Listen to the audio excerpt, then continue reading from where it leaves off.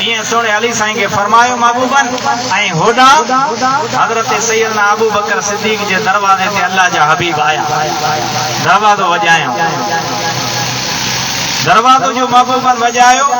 अंदर आवाज आयो लब्बैक या रसूल अल्लाह महबूबन फरमायो प्यारा अबू बकर दे खबर सुतो नहीं छा असा आवाज दिनो वा तो लब्बैक चयो वा हजरत सैयदना अबू बकर सिद्दीक प्योर करे या रसूल अल्लाह या हबीब अल्लाह अज त छा पर उन दियारे जदे तवा फरमायो हो प्यारा अबू बकर एकड़ी रात इंदे असा हिजरत करे मक्को छड़े मदीने वींदासे या रसूल अल्लाह या हबीब अल्लाह उन रात का वठी अज दी ताई मां अबू बकर कदे सुतो को न आया प्यारा अबू बकर छो करो सुते हजरत सैयदना अबू बकर सिद्दीक रज़ी अल्लाह ताला अन्हु फरमाया या रसूल अल्लाह तमा अची वञो तमा इंतजार करियो ऐं मां अबू बकर आरामी हुजा निंड में सुतो पियो हुजा यो मुंहिंजो इश्क गवारा नथो करे या रसूल अल्लाह जॾहिं खां तव्हां फरमायो उन ॾियारे खां वठी करे मां अबू बकर कॾहिं सुतो कोन ऐं जॾहिं मेराज वारी रात आई जॾहिं अल्लाह जे हबीब कि अल्लाह पाक मेराज ते घुरायो ऐं हजरत जिब्रील अलैहिस्सलाम के अल्लाह पाक हुकुम दिनो छा ऐलान कर अविसाल जो वेलो आशिक ऐं माशूक जो मेलो ऐलान कर अविसाल जो वेलो आशिक ऐं माशूक जो मेलो सल्ले अला जी वे सब गादई मुंहिंजो मोहम्मद मोहब्बत आन वञ जिब्राइल हुज़ूर जे दर ते ओ सभनी मलाइकन हूरन साण कदम चुमी पो अदब सचे जा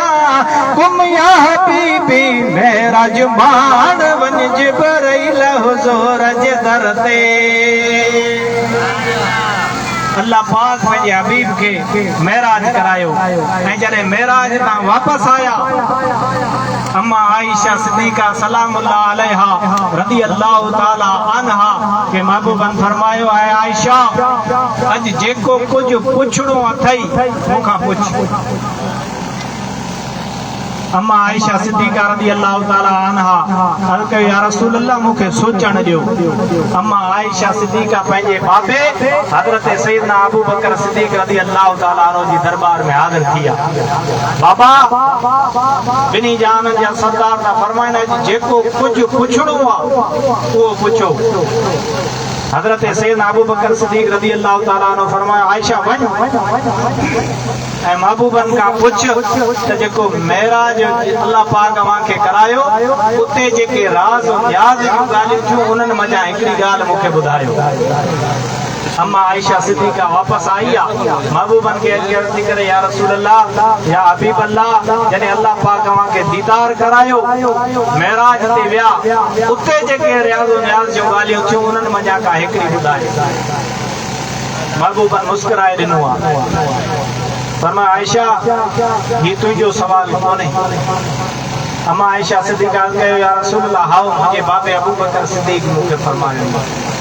महबूबन फरमा आयशा हाने राज त रहंदो कोन ॿुधायां थो उते जेके अल्लाह पाक मूंखे ॻाल्हियूं ॿुधायूं उन्हनि मंझां हिकिड़ी ॻाल्हि इहा आहे जो अल्लाह पाक फरमायो या रसूल अल्लाह या हबीब अल्लाह को माण्हू ॿिन दिलनि खे जोड़े ॿ माण्हू कावड़ियल आहिनि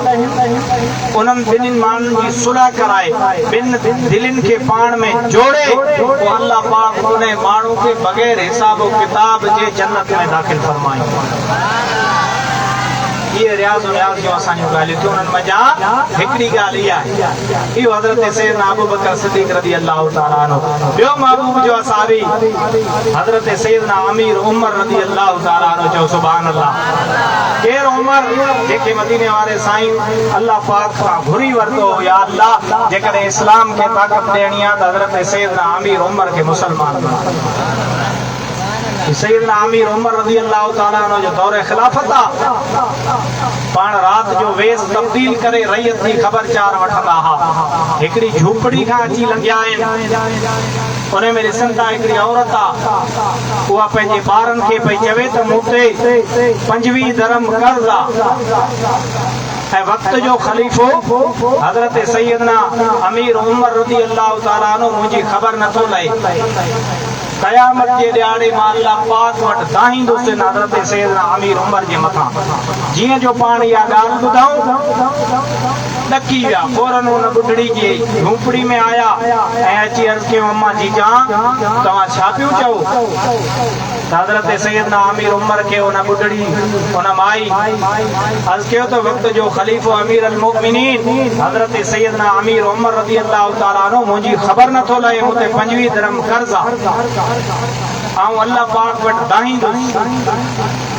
त हज़रत सैयदना अमीर उमर रज़ी अल्लाह ताला अन्हु उन ॿुढड़ी खे चयो अम्मा जेकॾहिं 25 दिरहम तुंहिंजो कर्ज़ आऊं भरे ॾियां त पोइ हज़रत सैयदना अमीर उमर खे माफ़ कंदीअ ॿुढड़ी चयो हाओ 25 दिरहम अता कयूं ऐं उन ॿुढड़ी माफ़ कयो पर हज़रत सैयदना अमीर उमर रज़ी अल्लाह ताला अन्हु पियो चवे अम्मा इएं माफ़ी कान हलंदी बल्कि तूं पन्ने ते मूंखे लिखी ॾे त मां अमीर उमर खे माफ़ फरमायो आहे हज़रत सैयदना अमीर उमर पन्ने जे मथां लिखियो आहे ॿुढड़ी उन जे मथां साइन कयो आहे एतिरे में हज़रत सैयदना अब्दुल्ला बिन मसऊद रज़ी अल्लाह ताला अन्हु ऐं हज़रत सैयदना अली उल मुर्तज़ा शेर खुदा भी अची विया अर्ज़ पिया कनि प्यारा उमर तव्हां इन औरत जी झोपड़ी में छा करे रहिया आहियो हज़रत सैयदना अमीर उमर पियो अर्ज़ करे आए प्यारे नबी जा गुलाम हो हिन औरत जे मथां कर्ज़ मूं उमर अदा कयो आहे हिन ई मूंखे लिखी ॾिनो आहे त मूं माफ़ कयो आहे ओ अब्दुल्ला बिन मसूद ऐं प्यारा अली उल मुर्तज़ा अॼु अवां बि शाहिद बणिजी वञो त हिन औरत मूंखे माफ़ कयो आहे क़यामत जे ॾियारे अल्लाह पाक जी दरबार में ही मुझे मथा को न दाहींदे बल्कि मां अल्लाह पाक जी दरबार में न औरत जे कर्ज़ खां आजो बणिजी पवंदुसि एॾे वॾे मकान वारो जो रिवायत में ईअं बि ईंदो आहे त मस्जिद नबवी में अल्लाह जा हबीब वेठा ऐं मदीनो आहे जो पाण उते ग़ुलामनि जी तरबियत फरमाईंदा हुआ इएं महबूबनि जो वक़्तु गुज़रियो हज़रत सैयदना अबू बकर सिद्दीक़ जो वक़्तु आयो हज़रत सैयदना अमीर उमर जी दौर ख़िलाफ़त जॾहिं आई पाण मस्जिद नबवी में वेठा हा उहो मदीनो पाक आहे जंहिंजे लाइ चॻो आहे हिन जबल खां हेठि लाबो हिन जबल खां हेठि लाबो हू मदीनो मीर जो ही खजन जो बाग लगबो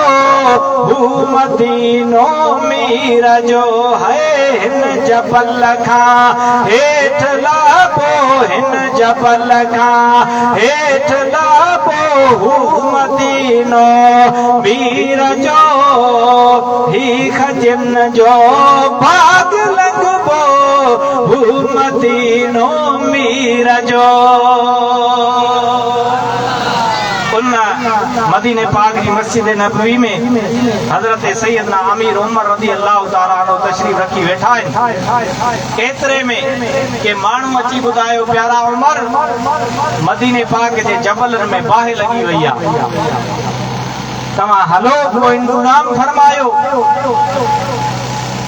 पाण इएं कोन फरमायूं त आऊं हलां थो या माण्हू मोकिलियां थो बल्कि न पाण पंहिंजी चादर मुबारक उन गुलाम जे हवाले करे फरमायो ही मुंहिंजी चादर खणी वञो इन बाहि खे वञी हटायो अल्लाह पाक मां अमीर उमर जी चादर जी बरकत सां इहा बाहि ख़त्म फरमाईंदो वाकई गुलाम हज़रत सैयदना अमीर उमर रज़ी अल्लाह ताला अन्हु जी चादर खणी विया ऐं उन बाहि खे जो वञी हटायूं त उहा बाहि हटी त वई बल्कि ख़त्म थी वई इहे अल्लाह पाक